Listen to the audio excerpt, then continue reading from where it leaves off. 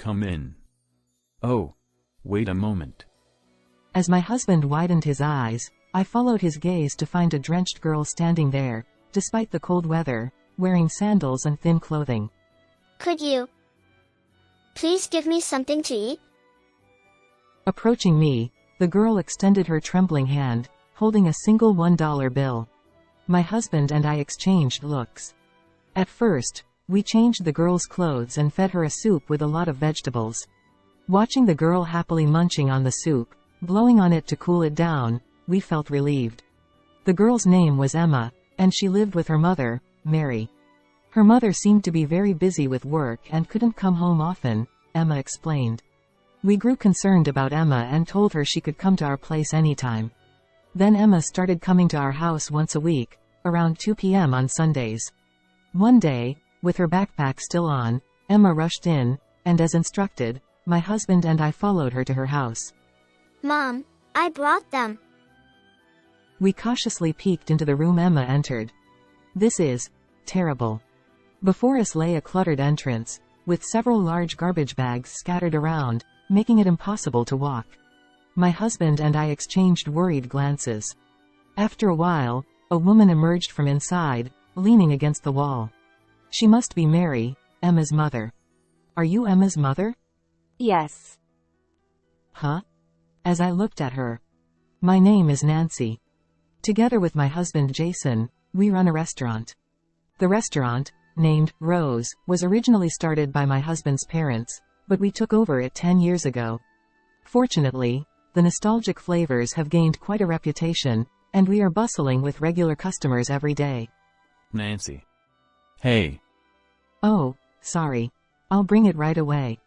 I startled at my husband's voice and flashed him a smile. Take your time. His gentle gaze and voice encouraged me. I have to stay focused. Otherwise, our daughter will scold me. I took a deep breath and carried the steaming beef stew to the patiently waiting customers with a smile. Neither my husband nor I initially planned to take over the restaurant. He was a regular office worker, and I worked as a dietitian at a hospital.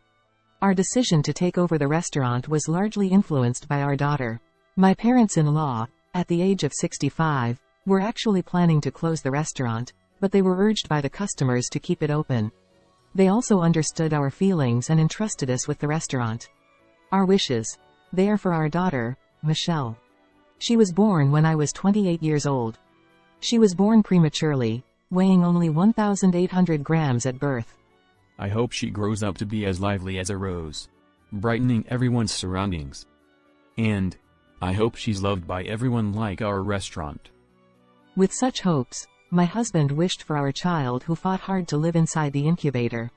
Michelle, the hospital stay has been extended again. Michelle slowly but steadily grew, but her body was weak, and she went in and out of the hospital several times. We were constantly on edge with each hospital visit. Perhaps sensing our feelings, Michelle always behaved cheerfully. When I get discharged, let's have a party at Grandpa's restaurant. Michelle loved the omelet made by her grandpa and the cheesecake made by her grandma. She adored their restaurant and wanted to have parties there for any occasion. Today is Grandma's birthday. We even celebrated my parents-in-law birthdays with the customers. Michelle, who kindly cheered everyone up. We were supposed to watch her grow into an even more wonderful woman right by her side. The situation took a sudden turn when Michelle was in the winter of her 3rd grade. Since becoming a 3rd grader, Michelle's health had improved significantly, allowing her to attend elementary school. She could participate in the sports festival for the first time, and sometimes her friends would come over to play after school. Just as we were relieved that she could finally lead a normal life, one day we received a call saying Michelle had collapsed at school. We rushed to the hospital where Michelle was being transported, only to find her in the intensive care unit, connected to numerous tubes, fast asleep. She was fine this morning. Why? My husband asked the doctor anxiously. Michelle will be okay, right? Both my husband and I were so panicked that we couldn't stand without the support of hospital staff. Michelle's congenital kidney condition had worsened, and the doctors informed us that she was in critical condition. I'm sorry for worrying you.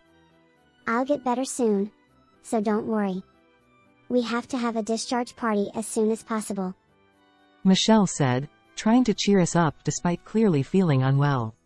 However, the illness gradually consumed her, and 2 weeks after being hospitalized, Michelle became someone who would never return home.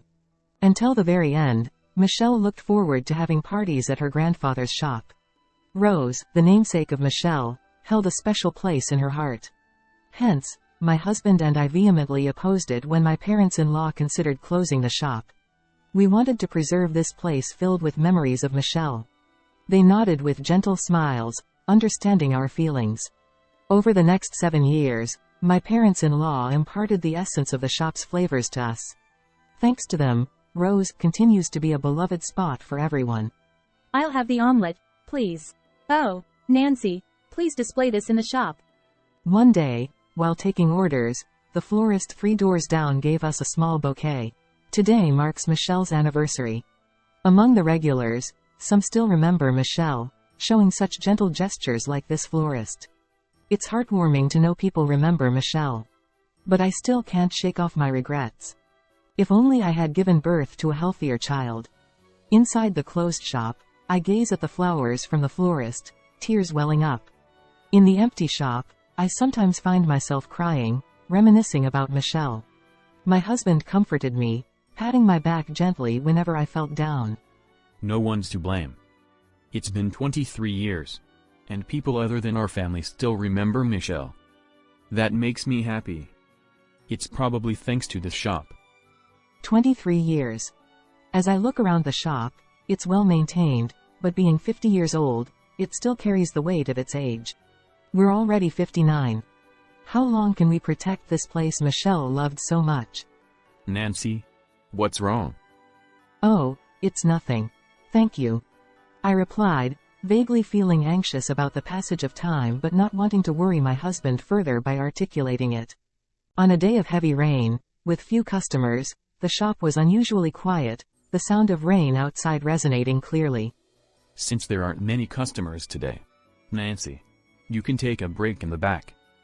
My husband said kindly to me as I started cleaning around. Thank you, but I feel like doing something with my hands. Just then, the door of the shop opened.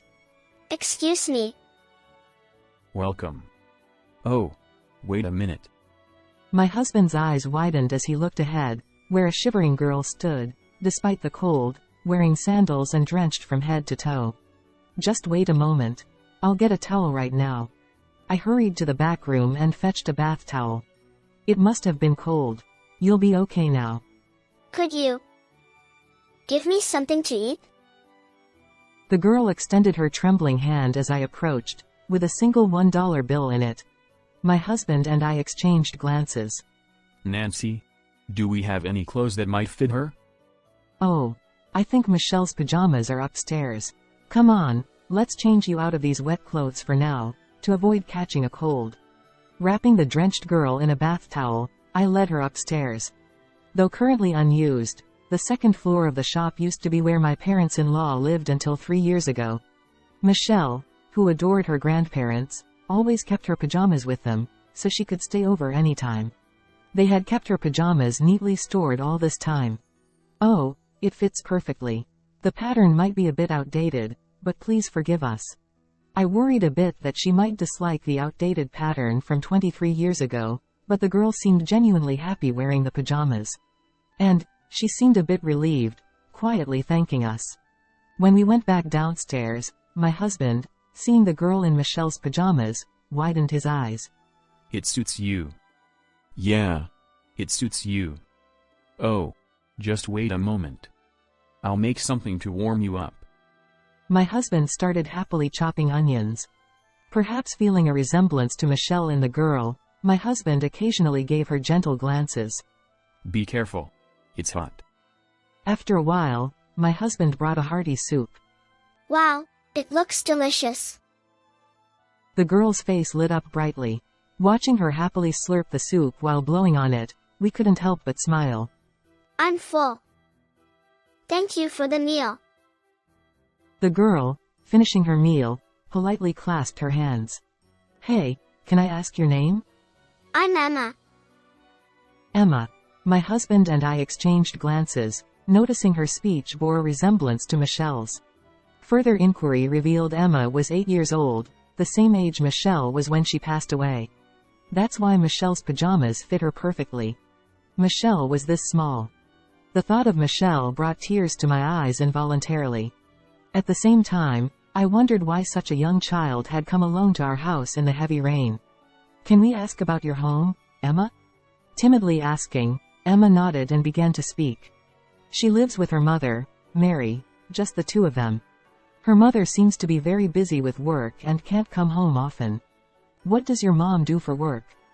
Cleaning and making bento boxes. It seems her mother doesn't have a regular job. Does she usually make dinner for you? Usually, she leaves sandwiches or noodles for me. But today, there was nothing. I think Mom was really busy. So, I thought I'd buy something to eat for $1, but the rain was too strong. Unable to reach the supermarket, Emma happened to find our shop and came in as if guided. It was evident from her speech that Emma loves her mother dearly. Although I had never met her mother, it was clear from Emma's words that her mother was desperately raising her. As a single mother, this mother and daughter probably have no one else to rely on. What should we do? My husband and I fell into silence for a while. Sensing our discomfort, Emma stood up. Thank you so much today. The soup was delicious and made me feel better. I know $1 isn't enough, but I'm sorry. Saying this, she offered $1. It's okay. You don't need to pay. My husband said.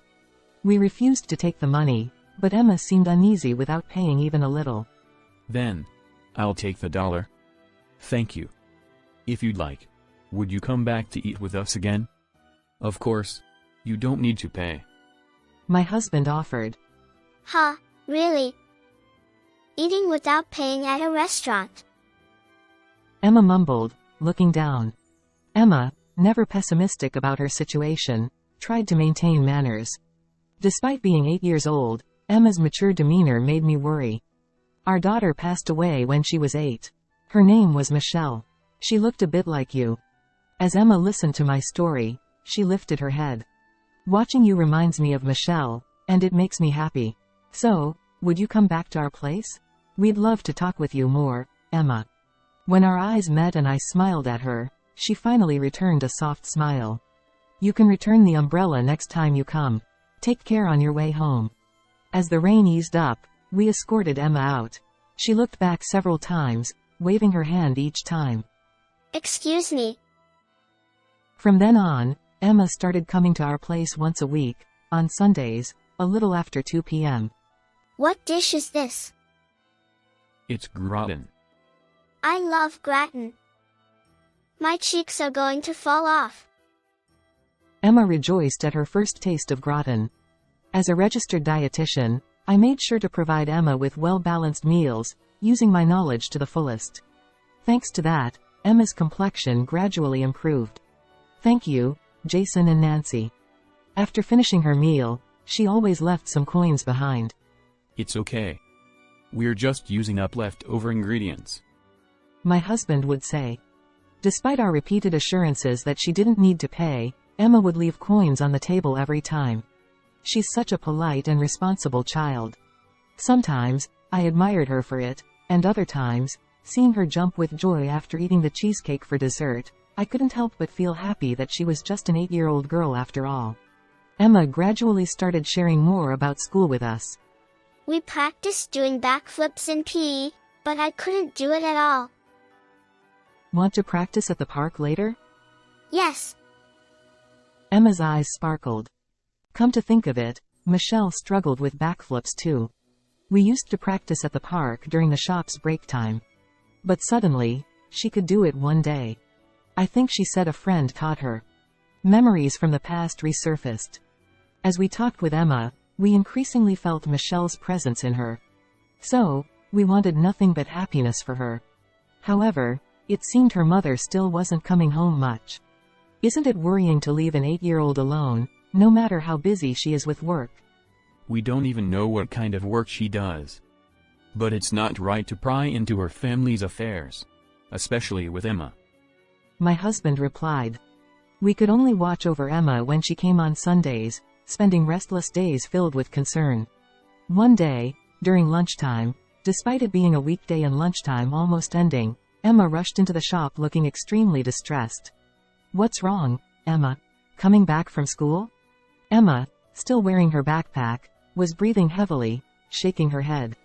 Mom. Mom. Hold on, Emma. My husband said, offering her a glass of water. I helped Emma take a few deep breaths to calm down and slowly drink some water. What happened to your mom? My mom. She can't stop coughing, and it's really bad. She said to call someone. Emma seemed on the verge of tears, so I hugged her gently. Okay, it's all right. Emma, can you show us the way to your house? Yeah. I signaled to my husband, who quickly checked the time and began taking off his apron. I'll come too. The customers have just left. And lunchtime is over. He said, hanging the closed sign on the door. This way. Following Emma, we hurried to her house. We were led to a 2-story dilapidated apartment by Emma. Without hesitation, Emma opened the door to room 101. Mom, I brought them. We cautiously peeked into the room Emma entered. This is terrible. In front of us lay a cluttered entrance with several large garbage bags strewn about, leaving no space to step. My husband and I exchanged worried looks, furrowing our brows. After a while, a woman emerged from inside, leaning against the wall as she shuffled out. She was likely Emma's mother, Mary. Sorry. Cough, cough. As I reached out to pat the coughing woman's back, I recoiled. Her body felt feverish, and even to an amateur, her condition seemed severe. Are you Emma's mother? Yes. I'm sorry. My cold. Cough, cough. Mary, your condition seems dangerous as it is. I'll call for an ambulance. My husband said, dialing immediately to request an ambulance. Do you have your insurance card? It's in the top drawer of the dresser. I struggled through the garbage bags and managed to enter the room. The interior was equally distressing. The sink was full of used dishes, there was a mountain of laundry beside the bed, and on the desk lay empty lunch containers and bottles. Emma diligently gathered the garbage from the bags. Emma, your mom is going to the hospital soon, I said, finding the insurance card as instructed from the top drawer of the dresser. The ambulance arrived promptly, and the paramedics carried Mary out of the house. I'll go with her. That's a good idea. Stay with Emma. I'll manage the shop. My husband said. I accompanied Emma into the ambulance, deciding to go to the hospital with them. The test results revealed that Mary had developed pneumonia due to a severe cold, and she had to be hospitalized for about a week. Thanks to the medication, her cough subsided, and Mary slept peacefully with a gentle wheeze. She must have been unable to sleep for a long time. Emma, the doctor will take care of Mom, so don't worry. Would you like to come to Auntie's house until Mom is discharged? I addressed Emma, who was anxiously watching her mother. Huh? Is it okay? Emma asked. Of course. I'm sure Mom will feel more at ease resting if you're with us. She'll get better soon. I reassured her. Thank you. Emma squeezed my hand tightly. She must have been quite anxious. Emma, when you're in trouble, like today, you can always say, help. People around you will lend a hand. Never hesitate. I advised her. Yeah. Emma squeezed my hand again firmly. The next day, since it was our day off at the shop, my husband and I took Emma to visit Mary. Mary was awake by then. Emma eagerly ran to her. Emma, I'm sorry for the trouble I caused you. Mary gently embraced Emma and then turned to us, kneeling on the bed with her head bowed. Thank you so much. For Emma.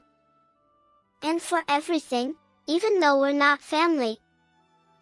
Mary's voice choked with tears. Mary, look up. And remember, even if we're not family, you can rely on us. I assured her. Upon hearing my words, Mary raised her tearful face. Mom, Nancy's house has a parrot, and it said, "I love you." Mary smiled gently as she watched Emma happily talk about our parrot. May I ask about Mary's situation at home? Sure. I'm a single mother. Mary started to talk. She's 31 years old. She had Emma when she was 23, but she didn't register with the man who became the father at the time. He and I, along with a friend, just started a restaurant. He said we'd get married once the restaurant got on track. She thought he was considering not burdening the child with debt. But a year later, when they had a decent number of customers and were repaying the debt as planned, he disappeared suddenly, taking a large sum of money from the restaurant. Both my friend and I were shocked. His phone was disconnected. Since he said he grew up in foster care without parents, I knew nothing about his relatives. Furthermore, her friend said, "I can't take it anymore," and quit the restaurant, leaving Mary to manage it alone. I had to somehow repay the debt. I was standing at the store with Emma on my back, but I couldn't run the store alone, and eventually had to close it down. After that, Mary had to work desperately to repay the debt. But she only graduated from high school and had a small child. There was nowhere that would hire her as a regular employee. I've done day labor jobs too. I just thought I had to work whenever I had time. Now, I work as a temporary worker doing cleaning during the day, and part-time at a delicatessen or convenience store at night. She spent a little time with Emma in the evening, then went back to work. And she would return home either in the early morning, before Emma woke up, or after Emma left for the day. Emma told me about the kindness you've shown us. Thank you so much. I wanted to express my gratitude, but I couldn't muster the courage to show my face. Really? I thought I might be scolded for not taking care of my child properly. It's true, I couldn't take care of Emma properly, and ended up collapsing. I'm a failure as a parent.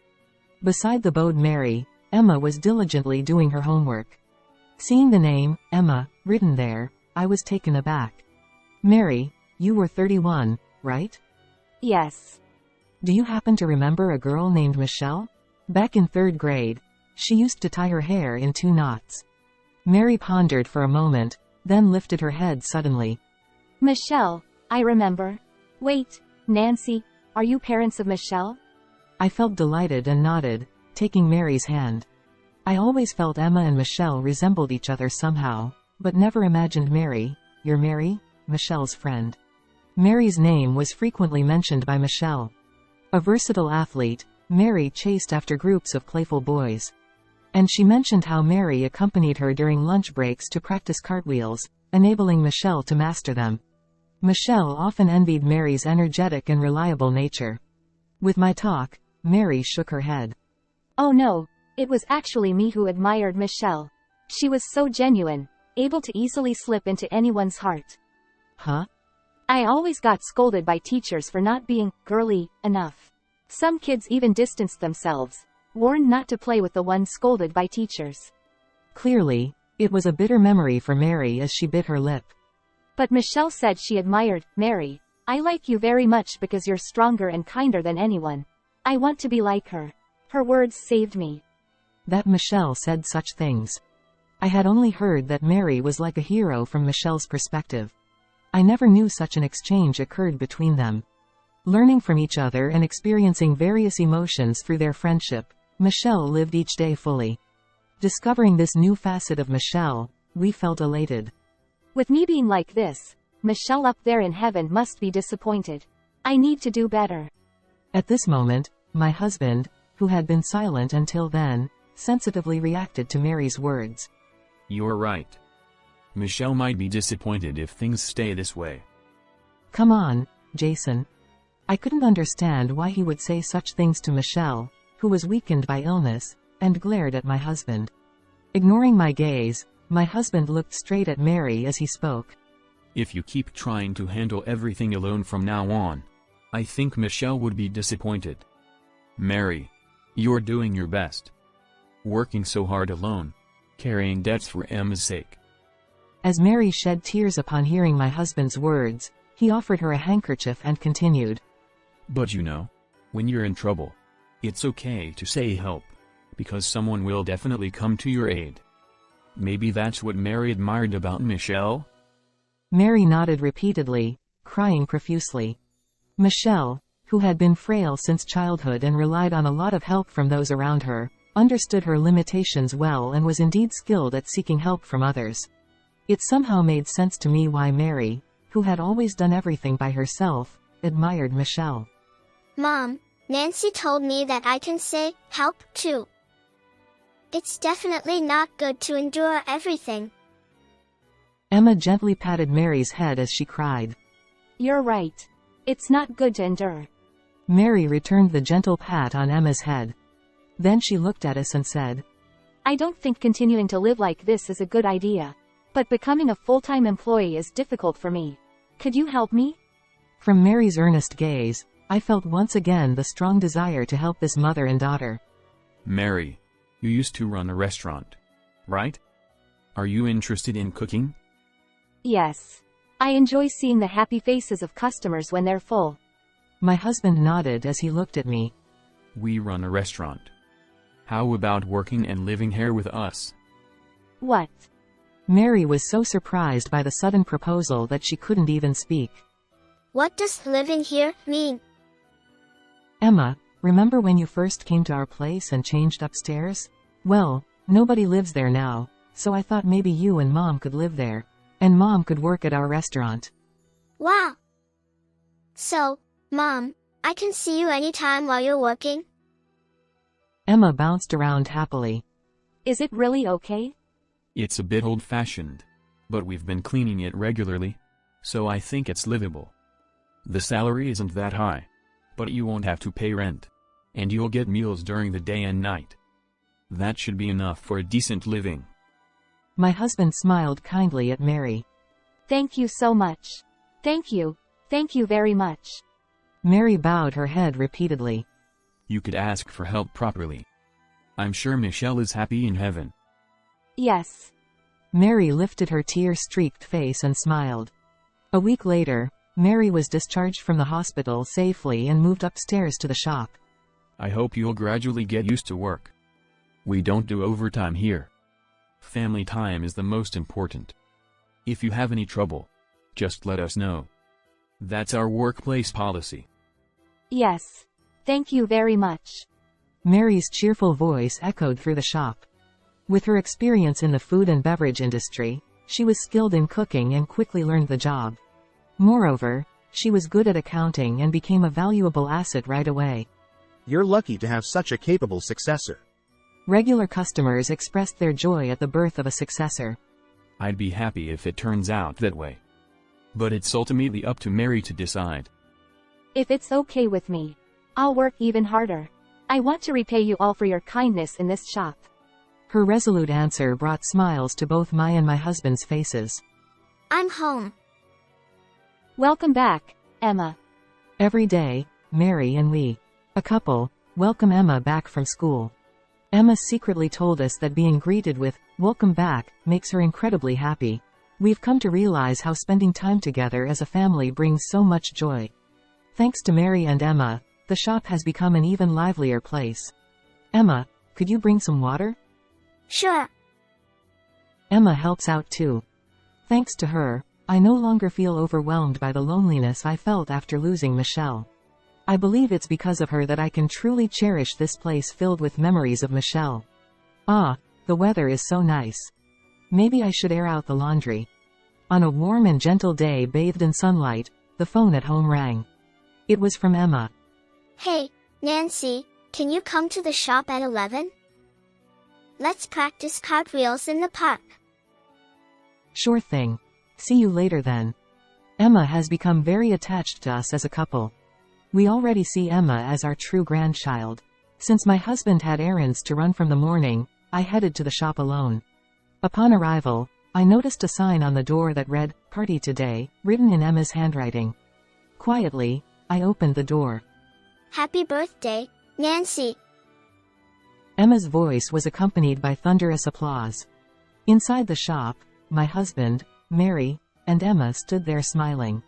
The interior was adorned with balloons and decorations, and the tables were filled with delicious dishes.